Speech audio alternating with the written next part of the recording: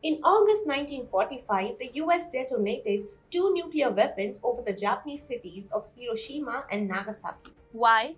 Because there was apparently no other way to stop the ferocious Japanese from decimating the American military.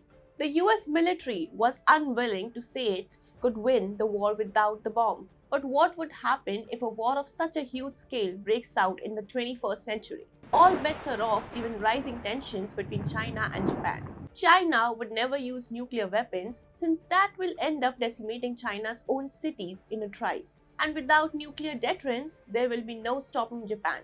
Nothing to stop it from ravaging the Chinese military. And that's what the PLA fears the most. Hi and welcome to TFI Global, the foreign affairs and geopolitical analysis arm of the TFI Media Group.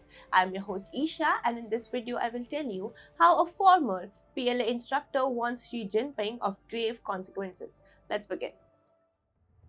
Zhang Tuosheng, director of the Institute of International and Strategic Studies at Peking University, recently wrote that mending ties with Japan should be a top foreign policy priority for the Chinese regime. Zhang also expressed his concerns over China's worsening ties with the US. Zhang said that if a military confrontation occurs between the US and China, the biggest loss to China would come in the form of its damaged relationship with Japan. The former military instructor of the PLA also mentioned that China and Japan should also consider jointly promoting the China-Japan-US trilateral security dialogue at an appropriate time to address misunderstandings and misjudgments. He also warned Xi Jinping against pursuing aggressive military policies by suggesting that war must no longer be seen as a way to settle disputes. The PLA veteran's remarks make it abundantly clear that the Chinese military is far from being prepared to take on the Japanese military. The sinking Chinese economy has resulted in neutering the Chinese military.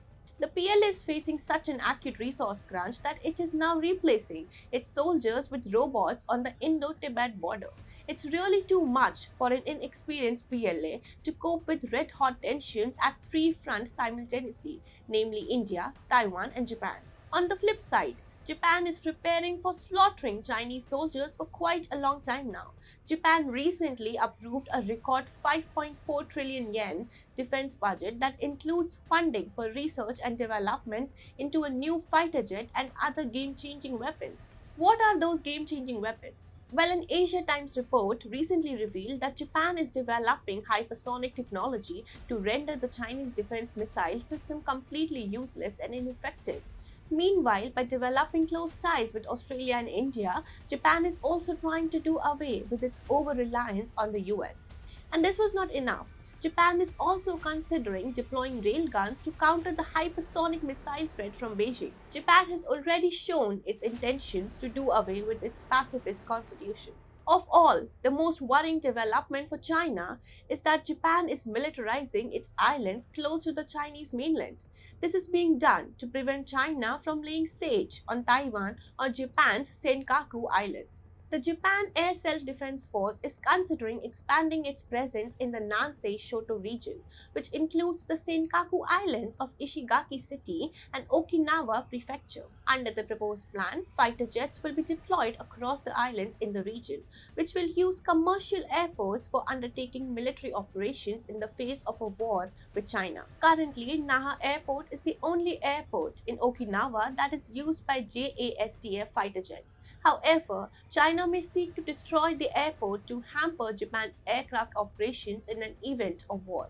So Japan is also looking to build more airport bases in Okinawa so that it is best prepared to stop China short of running over its territories. Hence, the PLA realizes that any attack against Taiwan or Japan would end up creating existential threats for the Chinese regime. The PLA now wants Xi Jinping to wake up to reality and not to overestimate the PLA's capabilities. The only way the PLA can survive in this time of crisis is by avoiding wars and conflicts against big powers like Japan and India.